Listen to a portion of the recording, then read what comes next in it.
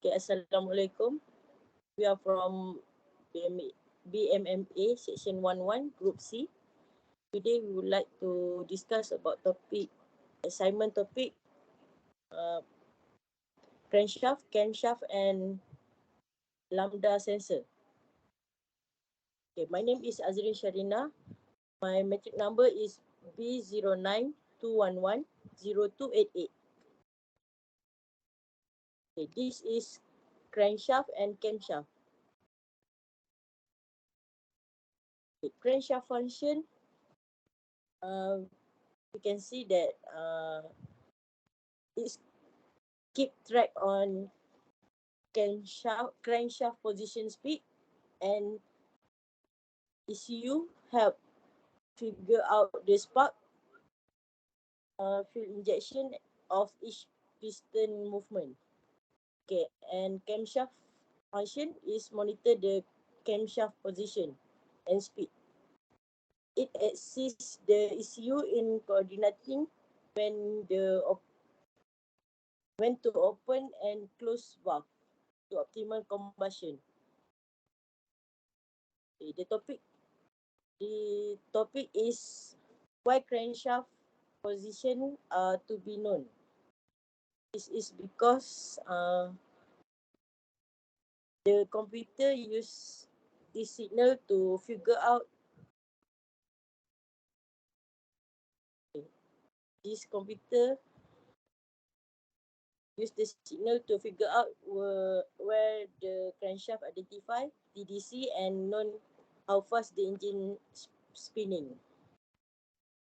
Okay, the signal process inside the ECU has smart circuit and change the wave signal, like turning them into the simple shape. Output signal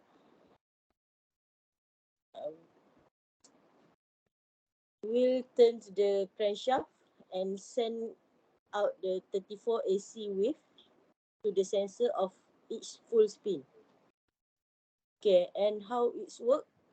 Imagine the wheel attach the crankshaft and with 34 tip and place every 10 degrees. Two tip are missing or detect when the engine in the top center.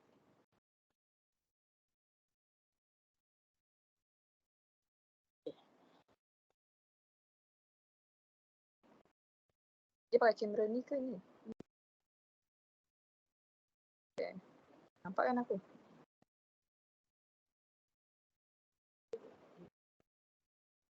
Dekat sini sikit. Okay.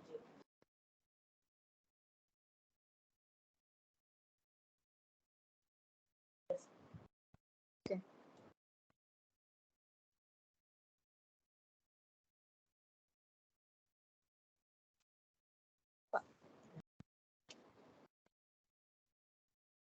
Assalamualaikum and hi, my name is SHAHIN binti ROSPI. My matrix number is B0921100003. So today I will introduce to you the crankshaft position sensor. So as you guys can see, these are the crankshaft sensor located inside the engine block near the crankshaft.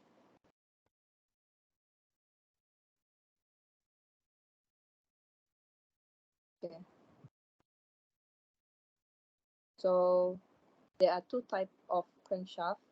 First is the Hall effect type, and the second one is the magnetic induction type.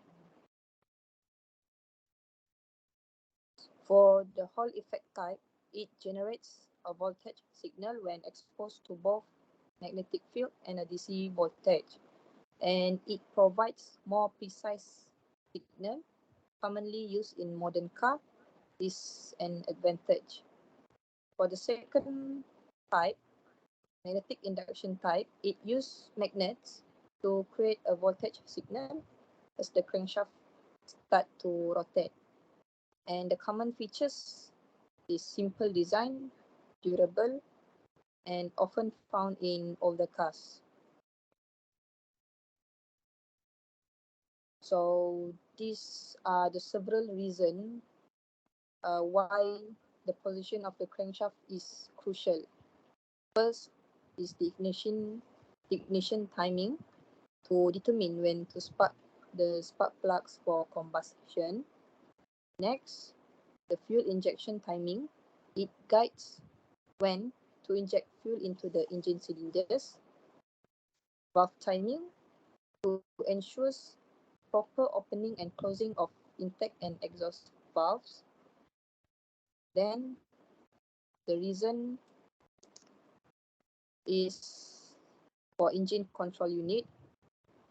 It helps the computer, the ECU, to make real-time adjustments for optimal performance. Then is fire detection. It notifies if any cylinder fails to ignite properly. And last one, onboard diagnostic.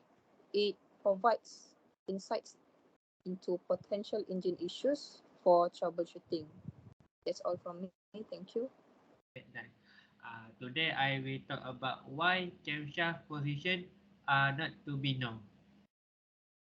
First, why? The computer use this design signal to figure out where the crankshaft identify top head dead center, that is TDC, and know how fast the engine is spinning. Second, signal processing.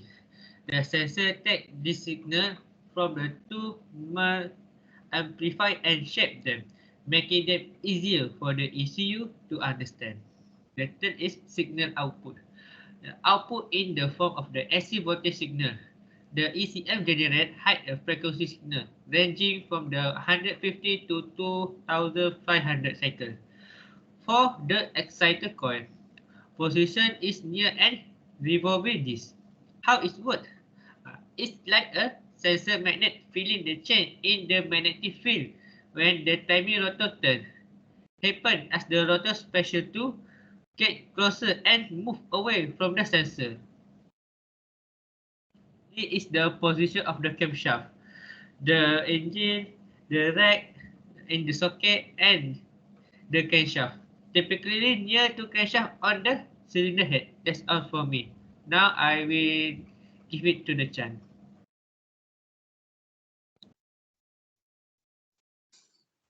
Hello to my teammate. My name is Chan Hao, metric number B09210146. Now I'm going to explain about the type of crankshaft.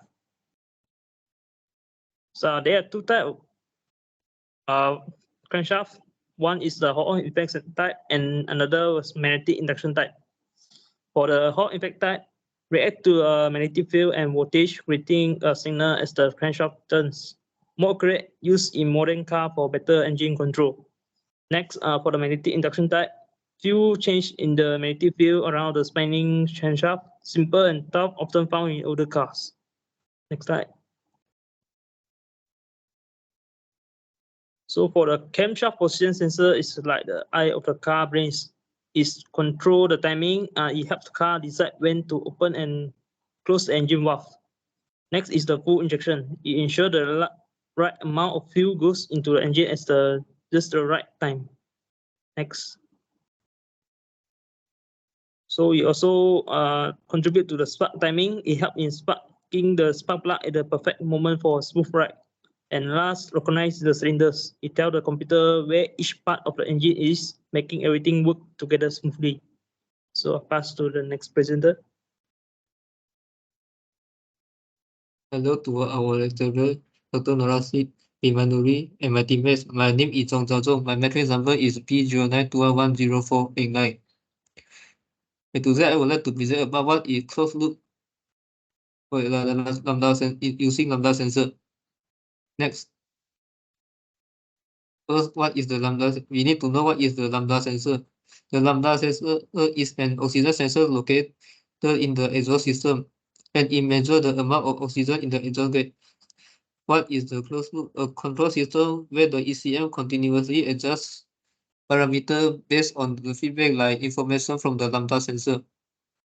For the airfield measure adjustment, the ECM modifies the fuel injection rate to achieve a specific airfield ratio, often the stoichiometric ratio.